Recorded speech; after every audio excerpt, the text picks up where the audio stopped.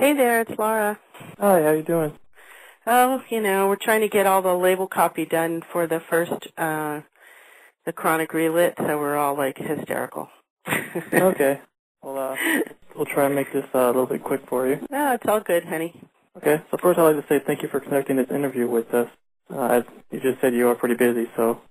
Well, we're all busy. That's life. Okay, so I took the time to listen to some of your other interviews, so I'll try not to make you repeat yourself too much. But for the people who haven't heard any of your interviews, could you give us a little background information on yourself, your company, and how the DeathRow purchase came to be? Sure. Well, I am the CEO of the company. I'm one of the founders, and I'm also a third owner of the company. I am American. I was brought in by Canadian investors to start a new breed entertainment company, and initially our focus for the last few years was developing artists and film projects and production facilities and different things. And then about a year ago, almost a year ago, my chairman said that he wanted me to go find an entertainment asset that was generating income and for us to purchase. And, companies can build a couple different ways. They can build purely organically, where they're developing all their own intellectual property and then getting it to market. They can acquire other assets that are already out there, making money, or they can do both. And so we decided our company would do both. We looked around, and there was a variety of things for sale, and eventually I mentioned to my chairman that the DeathRow catalog was in bankruptcy, and I honestly thought he would say, oh, no, not that. But he didn't, and in fact he asked me to aggressively go after it.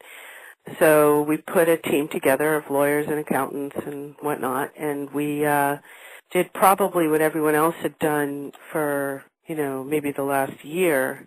We, we assessed where it was at, what the challenges would be, how much a mess this would be to buy, and what we thought it was worth. And, from that perspective, while that was going on, concurrently, as the person who was most tied in and sensitive to artists and the creative side of the music industry, because I'm also a songwriter and I'm also I was an artist on A&M Records, Horizon when I was younger, and just different things.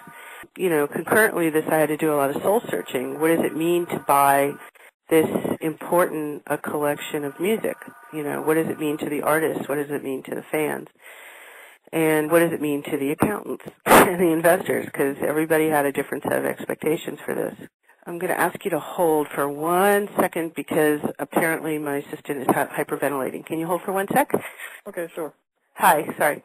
So, essentially what happened at this point was we're looking at this whole situation and we're going, okay, should we spend $250,000 or more on due diligence, or should we just buy it and then worry about how we have to clean it up?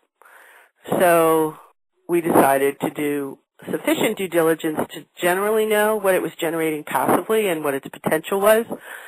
But we didn't interview the artists, and we reviewed some of the agreements, but we figured that a lot of them were going to be antiquated because they were, done in the 90s, early 90s. So, now where we sit after having bought it is, we're doing a very aggressive reach out to all of the artists that were signed to DeathRow, and we're looking to create more modern relationships with them, since, the documents that control their music and their relationship to DeathRow, some of it is really old school compared to how the world works right now. So it's going okay. It's just intense.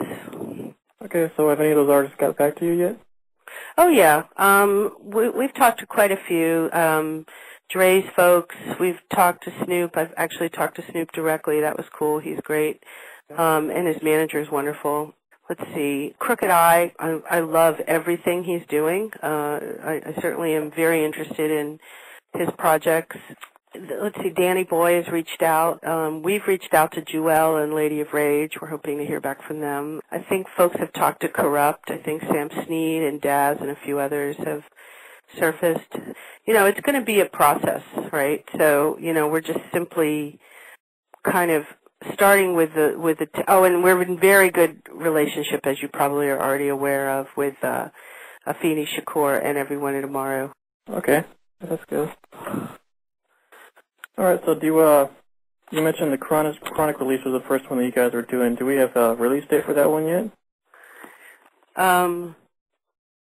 The Chronic? September 1st, definitely. Okay, now we've heard rumors of an eventual box set that might be released containing various artists. Can you confirm if you have any plans to do this? Absolutely, we're definitely doing this. We'll have it out right around Thanksgiving, maybe a little before Thanksgiving. It's going to be cool. It will be at least 4 discs of music. It'll be a mixture of some hits, some never-before-heard songs, some B-sides, some remixes,